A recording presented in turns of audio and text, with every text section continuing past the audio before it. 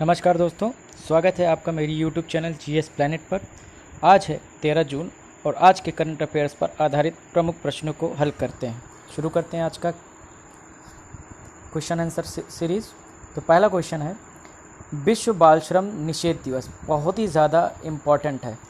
देखिए, जितने भी डेज़ होते हैं सभी one day exam even state civil services में भी पूछी जाती हैं।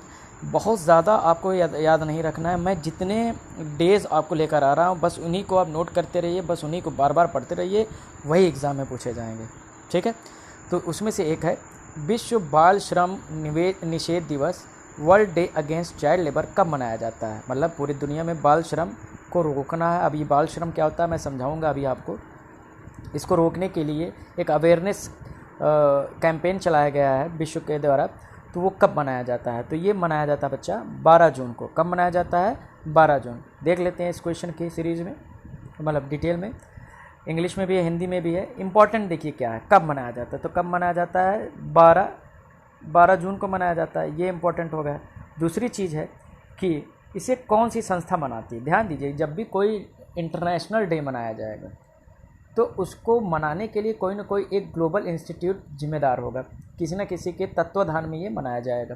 और जब भी कोई राष्ट्रीय दिवस मनाया जाएगा तो भी किसी न किसी डिपार्टमेंट या किसी न किसी मंत्रालय के अधीन वो फैसला लिया गया होगा। तो वैसे ही world day against child labour किसके तत्वाधान में मनाया जाता है? तो बच्चा, ये दुनिया में एक महत्वपूर्ण संस्था है जिसका नाम है ILO। क्या नाम है? ILO, यानी कि इंटरनेशनल लेबर ऑर्गेनाइजेशन, जिसे हिंदी में कहा जाता है अंतर्राष्ट्रीय श्रम संगठन। अब यहाँ पर एक प्रश्न ये उठता है कि ILO की स्थापना कब हुई थी। तो बेटा, ILO की स्थापना हुई थी 1919 में। कब हुई थी? 1919 में इसकी स्थापना हुई थी। ठीक है, तो 1919 में इसकी जो स्थापना हुई थी इंटरनेशनल लेबर ऑर्गेनाइजेशन, इसका काम क्या है? इसका काम ये है पूरी दुनिया में जो मजदूर हैं उनके हितों की रक्षा हो। पूरी दुनिया में, केवल एक देश की नहीं, पूरी दुनिया में जो लेबर क्लास है उनके जो है इंटरेस्ट को प्रोटेक्ट करना है। अब कैसे उनके इंटरेस्ट मतलब उनको जो वेज मिलता है, वेज मतलब समझ में आ रहा है, यानी जो उनका दिहाड़ी मिलती है। अगर हम बात करें लेबर की क्या क्या इंटरेस्ट होते हैं, सबसे पहली बात उनको वेज उचित मिलना चाहिए।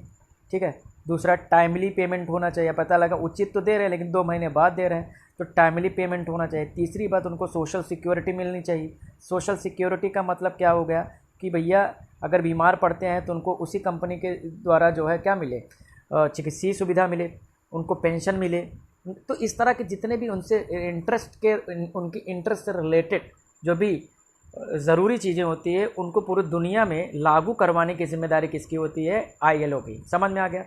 ठीक है, तो ILO इसका काम करता है। तो ILO के कई सारे कामों में एक काम और है कि पूरी दुनिया में बाल श्रम को रोका जाए। क्लियर है? और बाल श्रम को रोकने के लिए ये और साथ ही साथ एक और इम्पॉर्टेंट संस्था जिसका नाम है यूनिसेफ। देखो, ILO की स्थापना कब हुई थी पूछा जाता है तो 1919 में।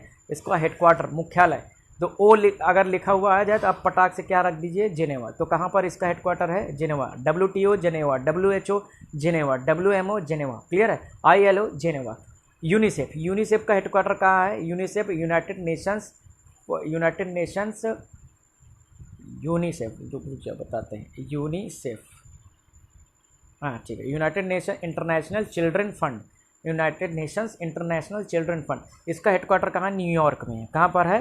न्यूयॉर्क यानी अमेरिका में है। तो दोनों संस्थाओं के हेडक्वार्टर आपको याद होने चाहिए। ILO का कहाँ बच्चा? आपका कहाँ है? Geneva, Switzerland.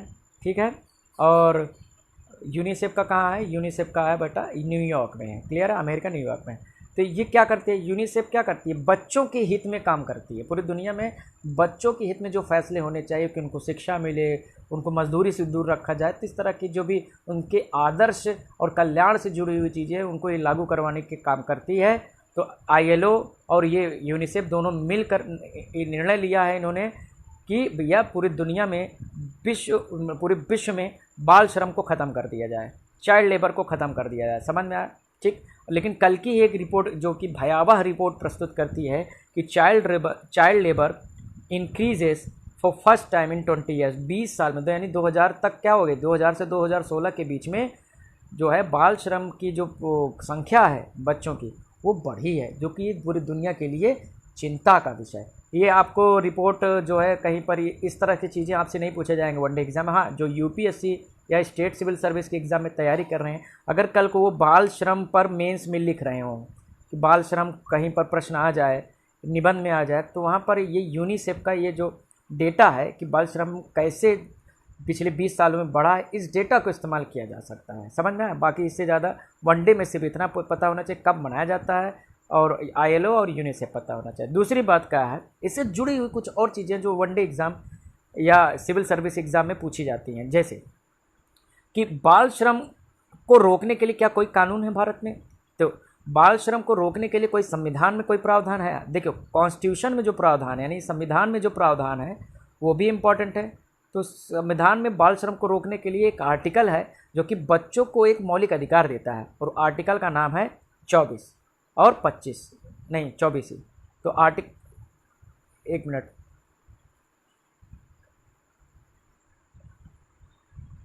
तो बाल श्रम को रोकने के लिए जो संविधान में प्रावधान है वो आर्टिकल 24 है। कौन सा है? आर्टिकल 24 में क्या बोलता है कि पूरा सरकार, जितने भी सरकारें हैं वो क्या करेंगे? बाल श्रम को रोकने के लिए काम करेंगे। समझ में?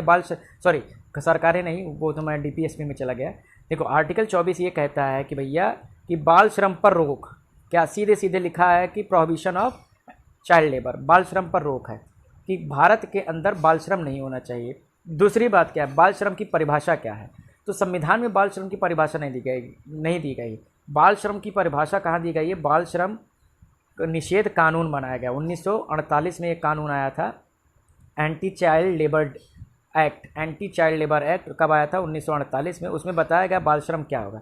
बाल श्रम क्या होगा, ठीक है? बाल श्रम देखिए 18 से 14, यानी 14 से 18, 41 से 18 हो गया।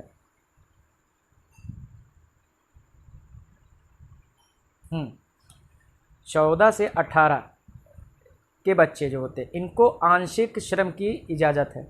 आंशिक मतलब हल्का फुल्का काम ये कर सकते हैं, जैसे दुकान पे बैठ सकते हैं, ठीक है? हल्का फुल्का काम जो हैज़र्डस नहीं है, जो खतरनाक नहीं, वहाँ पे ये काम कर सकते हैं। लेकिन 14 के नीचे पूरी तरह से 100% बैन है। तो वही है, बाल श्रम कहाँ? 14 से नीचे बिल्कुल भी बैन है, और 14 से 18 में आंशिक रूप से अलाउड है। कभी कभी ये वाला एग्जाम में पूछ लेता है कौन से आयु वर्ग के बच्चों को आंशिक रूप से बाल श्रम की इजाज़त है? तो 14 से 18 में इजाज़त है। कौन से कानून के अनुसार? 1948 में आया था, बाल श्रम निषेध कानून 1948। और संविधान में कौन सा अनुच्छेद है जो बाल श्रम को सुरक्षा देता है, या बच्चों को बाल श्रम के खिलाफ सुरक्षा देता है? आर्टिकल 24, याद रखिएगा। समझ में आ गया? तो ये सारी चीज़ें थी। तो इसको थोड़ा सा लंबा हो गया ये टाइटल, ये आर्टिकल थोड़ा लंबा हो गया। थोड़ा सा इसको रिवाइज कर लेते हैं कि एंटी चाइल्ड लेबर डे कब मनाया जाता है? तो कब मनाया जाता है? 12 जून को मनाया जाता है। कौन मनाता है? ILO और यूनिसेफ मिलकर मनाता है। ILO कब स्थापित हुआ था? 1919 में। और इसका हेडक्वार्टर कहाँ पर है? जेनेवा में। यूनिसेफ, इसका हेडक्वार्टर कहाँ पर है? यूनिसेफ का हेडक्वार्टर है न्यूयॉर्क में। और भारत में इसको रोकने के लिए कोई संवैधानिक प्रावधान? हाँ, आर्टिकल 24। और भारत में कानून? यस, 1948 के कानून के अनुसार, ठीक है। हाँ, अगला क्वेश्चन है कि हाल ही में भारत ने किस यूरोपीय देश के साथ, ध्यान दीजिएगा, किस यूरोपीय देश के साथ कूटनीतिक संबंध, यानी डिप्लोमेटिक रिलेशंस। डिप्लोमेटिक रिलेशन का मतलब है जब दो देश आपस में संबंध रखते हैं, तो किस तरह का संबंध रखेंगे? या तो व्यापार करेंगे, व्यापारिक संबंध हो गया, या तो शिक्षा का आदान प्रदान करेंगे तो शैक्षणिक संबंध हो गया, या एक दूसरे के यहाँ त्यौहार व्हार सेलिब्रेट करते तो वो सांस्कृतिक संबंध हो गया, या तो इस तरह के छोटे मोटे संबंध हो गए। राजनीतिक संबंध कब स्थापित होंगे? जब हम यहाँ की सरकार को मान्यता दें और वो हमारी सरकार को मान्यता दे, तो हमारे पॉलिटिकल संबंध हो गए। डिप्लोमेटिक संबंध कब होगा? जब भारत अपनी दूतावास कहाँ खोल दे? दूसरे देश में। और वो मान लीजिए जर्मनी की, ब्रिटेन की बात कर रहे हैं, तो ब्रिटेन में भारत ने अपना दूतावास खोल दिया और ब्रिटेन ने भारत में अपना दूतावास खोल दिया। जब दोनों देश एक दूसरे के देश में दूतावास, यानी कि दूतावास को इंग्लिश में क्या बोलते हैं? एम्बेसी खोल देते हैं, तब जाके माना जाता है ये डिप्लोमेटिक रिलेशन की शुरुआत हो गई। समझ में आया? तो कौन सा ऐसा यूरोपीय देश है जिसके साथ भारत ने अपने डिप्लोमेटिक रिलेशन के 70 वर्ष पूरे किए हैं? ये एग्जाम में पूछा जाता है। और 70 वर्ष पूरे होने के उपलक्ष्य में एक डाक टिकट जारी किया गया है। ये इंपॉर्टेंट है, एग्जाम में पूछ लिया जाएगा, हूबहू ऐसे क्वेश्चन बनेगा कि डाक टिकट जारी किया गया है किसी देश के साथ संबंधों के 70 वर्ष पूरे होने पर। ब्रिटेन, फ्रांस, जर्मनी या इटली? तो सही आंसर इसका क्या है? जर्मनी। ठीक है, ये न्यूज़ है, आप पढ़ लीजिएगा, इंग्लिश में है, हिंदी में भी है, पढ़ लीजिएगा। ये सब चीज़ें नहीं पढ़िएगा, बस इतना याद रखना चाहिए 70th एनिवर्सरी हुई है और इसको लेकर जो है क्या हुआ था, एक डाक टिकट जारी किया गया है। ठीक है, हाँ। अब जर्मनी की बात कर लेते हैं। ठीक है, जर्मनी आपको पता होना चाहिए एक यूरोप की देश है जर्मनी। यूरोप का इवन कह सकते हैं, यूरोप का सबसे विकसित देश है, सबसे ज़्यादा इसकी इकॉनमी बेहतर है सबसे। ठीक है, सबसे बड़ी इकॉनमी है यूरोप की। ठीक है, जर्मनी। चांसलर इसके कौन है? Angela Merkel. देखो वहाँ पर राष्ट्रपति नहीं होते हैं, वहाँ पर प्रेसिडेंट या प्राइम मिनिस्टर नहीं होते, वहाँ पर चांसलर होते हैं। वहाँ का जो हेड ऑफ द नेशन होता है वो कौन होता है? चांसलर। और इस समय कौन है? Angela Merkel. ये काफ़ी सालों से एंजेला मर्कल वहाँ की चांसलर बनी हुई है। कैपिटल क्या है? बर्लिन है। और इसकी करेंसी क्या है? यूरो है। क्या है? यूरो, ये याद रखिएगा। ठीक है, तो जर्मनी के साथ कुछ ये भी चीज़ें हैं जो जुड़ी है, जो एग्जाम में पूछ ली जाती है कि जर्मनी, जैसे अभी आपको पता होना चाहिए कि यूरो कप शुरू हो गया है। क्या? यूरो कप क्या है? एक फुटबॉल कप है। फीफा इसका आयोजन कराती है जिसमें यूरोप के सभी देश मिलकर पार्टिसिपेट करते हैं। लेकिन अगर फीफा वर्ल्ड कप की बात करें तो फीफा वर्ल्ड कप सबसे ज़्यादा जीतने वाला कौन है? सदेश है। तो ब्राज़ील 5 बार और जर्मनी 4 बार। जर्मनी 4 बार विश्व कप जीत चुकी है। कौन सा? फुटबॉल का। ये एग्जाम में पूछ लिया जाता है। जर्मनी से रिलेटेड एक और क्वेश्चन क्या पूछा जा सकता है? द्वितीय विश्व युद्ध में और प्रथम विश्व युद्ध में तो जर्मनी क्या था? ये इंग्लैंड के खिलाफ लड़ा था। समझ में? ये भी एग्जाम में पूछ लिया जाता है। बाकी और पढ़ लीजिएगा। ठीक है, तीसरा क्वेश्चन आज है कि हाल ही में जारी एक रिपोर्ट के अनुसार वित्तीय वर्ष 2020-21 यानी फाइनेंशियल ईयर 2021 में एग्रीकल्चर एक्सपोर्ट कितना रहा? कभी कभी इस तरह से भी फैक्चुअल क्वेश्चन पूछ लिए जाते हैं, इसलिए मैंने आज डाल दिया है।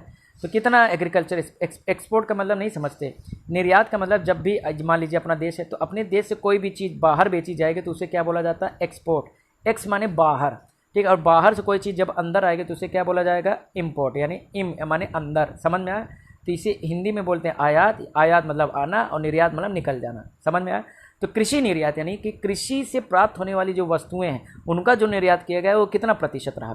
इस साल बढ़ा है तो कितना प्रतिशत बढ़ा है? तो 15.34%, 17.34। ये कितना है? सही आंसर क्या है? 17.34%। समझ में आया? तो ये न्यूज़ है कि India's agriculture exports increase 73% at. ये डेटा मत याद रखिए, बस इतना याद रखना कि हमारा पिछले साल जितना भी मान लो 100 अरब डॉलर का हमने निर्यात किया तो इस बार हमने 117 अरब डॉलर का निर्यात किया, तो लगभग 17.5% वृद्धि हुई है। एक बहुत अच्छा संकेत है कि हमारा एग्रीकल्चर प्रोड्यूस की डिमांड पूरी दुनिया में बढ़ रही है। एग्रीकल्चर प्रोड्यूस की डिमांड हमारी दुनिया में बढ़ रही है। तो कौन कौन सा हम इसमें भेजते हैं? सबसे इम्पॉर्टेंट है अनाज, गेहूँ चावल, गैर बासमती चावल, गेहूँ, बाजरा, मक्का, मोटे अनाज निर्यात में भारी वृद्धि देखी गई। समझ में?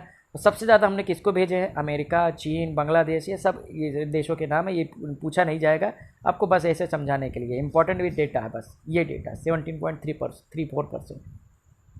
अगला क्वेश्चन है, बहुत ही ज़्यादा इंपॉर्टेंट क्वेश्चन है, बहुत ही ज़्यादा इंपॉर्टेंट क्वेश्चन। हाल ही में पब्लिश हुई होम इन द लैंड नामक बुक किसने लिखा है? एक पुस्तक है जो अभी लिखी गई है। इसके लेखक कौन है? सलमान रश्दी, शशि थरूर, जगदीश भगवती या अमर्त्य सेन?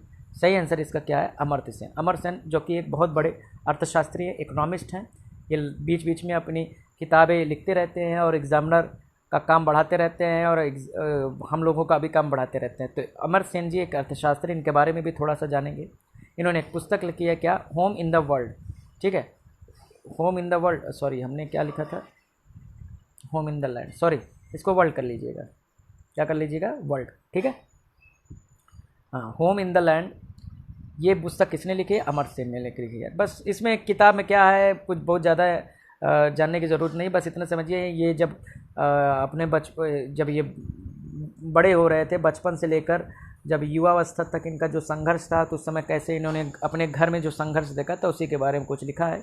वो इम्पॉर्टेंट नहीं। इम्पॉर्टेंट क्या है? ये हस्ती इम्पॉर्टेंट है। हस्ती इसलिए इम्पॉर्टेंट है कि 1998 में इनको नोबेल प्राइज़ मिला था इकोनॉमिक्स में। तो दो क्वेश्चन बनेगा। अमर्त्य सेन पहले अर्थशास्त्री हैं पहले भारतीय अर्थशास्त्री जिनको क्या मिला है? इकोनॉमिक्स में नोबेल प्राइज़ मिला। कब मिला? 1998 में। जैसे इनको नोबेल प्राइज़ मिला वैसे ही भारत सरकार ने इनको क्या दे दिया? भारत रत्न दे दिया। समझ में आया? तो एग्जाम में पूछा जा सकता है भारत रत्न इनको मिला था, कब मिला था? 1998 में। क्लियर है? दूसरी इंपॉर्टेंट बात क्या है, क्यों मिला था भाई? ऐसा क्या किया था जो इनको नोबेल प्राइज़ मिला था? देखो पूरी दुनिया में उस समय, देखिए 1990 की बात कर रहे हैं, बहुत तेज़ी से प्रगति हुई थी, ग्लोबलाइजेशन का दौर चल रहा था। पूरी दुनिया में एक वस्तु कहीं पर भी बनती थी, किसी और जगह पे बेची जा रही थी बिना किसी रोक टोक के। तो इस तरह से जो फ्री ट्रेड का कंसेप्ट आया था, तो इससे लगातार बहुत सारे लोगों की, देशों की ग्रोथ रेट बढ़ी, मतलब वृद्धि दर बढ़ गया, तो भारत की भी बढ़ी। तो पूरी दुनिया में ग्रोथ रेट की बात हो रही थी। तो इनका जो फॉर्मूला था, इन्होंने कहा नहीं, हमें एक्चुअल जो विकास है उसमें ग्रोथ रेट एक तरह का काम कर सकता है, लेकिन पूरी तरह से ग्रोथ रेट जो है विकास को नहीं आगे बढ़ाता। समझ में, ये सिर्फ एक तरह से क्वांटिटी में इंक्रीमेंट करता है। क्वांटिटी मतलब मात्रा, कि पिछले साल हम 100 रुपये कमा रहे थे, अगले साल हम 150 कमाने लगे, क्वांटिटी में वृद्धि हुई। लेकिन विकास तब माना जाएगा जब हमारा सोशल कंडीशन बढ़ेगा। समझ में आ रहा है, सोशल कंडीशन इंपॉर्टेंट होगा, यानी स्टैंडर्ड ऑफ लिविंग जो है बढ़ेगा, हमारा एजुकेशन का नेचर बढ़ेगा, हमारा हेल्थ इंफ्रास्ट्रक्चर डेवलप होगा, हमारी परचेजिंग पावर बढ़ेगी, तब जाके हमारा एक्चुअल में क्या होगा, विकास होगा। तो इस तरह का कंसेप्ट इन्होंने दिया था और इस कंसेप्ट को वर्ल्ड बैंक ने स्वीकार किया था और इसी के लिए इनको ये नोबेल प्राइज़ दिया गया था। ठीक है, तो जो है अगला क्वेश्चन देखते हैं, 5वां क्वेश्चन आज का। हाल ही में राधा मोहन जी एक बहुत ही विशिष्ट आदमी है जिन्हें पद्मश्री से सम्मानित किया गया था, उनकी मृत्यु हो गई। वह एक प्रसिद्ध क्या थे? साइंटिस्ट, इन्वायरमेंटलिस्ट यानी पर्यावरणविद, फिल्म मेकर, जर्नलिस्ट। सही आंसर क्या है? इन्वायरमेंटलिस्ट यानी पर्यावरणविद। तो पद्मश्री से सम्मानित पर्यावरणविद यानी इन्वायरमेंटलिस्ट। और उड़ीसा के पूर्व सूचना आयुक्त information commissioner professor Radha Mohan का शुक्रवार को निधन हो गया। प्रसिद्ध अर्थशास्त्री राधा मोहन 78 वर्ष के एक निजी अस्पताल में इनका इलाज चल रहा था। राष्ट्रपति रामनाथ कोविंद, प्रधानमंत्री नरेंद्र मोदी, उड़ीसा के सीएम नवीन पटनायक जी ने निधन पर शोक व्यक्त किया। तो पद्मश्री था तो इसलिए पूछा जा सकता है। इनका नाम याद रखिएगा, राधा मोहन जी इन्वायरमेंटलिस्ट थे। तो आज हमने 5 क्वेश्चन डिस्कस किए, 5 बहुत ही महत्वपूर्ण इंपॉर्टेंट क्वेश्चन थे। आप लोग देख लीजिएगा, लेक्चर को रिवाइज भी कर लीजिएगा और कोई डाउट हो पूछ लीजिएगा। पीडीएफ आपको पता ही है, पीडीएफ कैसे मिल जाएगा आपको? कोचिंग का जो हमारे कोचिंग का नाम है PSS विजन एकेडमी, उसका आपको लिंक मिल जाएगा टेलीग्राम चैनल। और जिन्होंने अभी तक ज्वाइन ना किया हो वो लिंक मैं दे दूंगा, उसको ज्वाइन कर लें और वहाँ से आपको PDF मिल जाएगा। थैंक यू, आज के लिए इतना ही।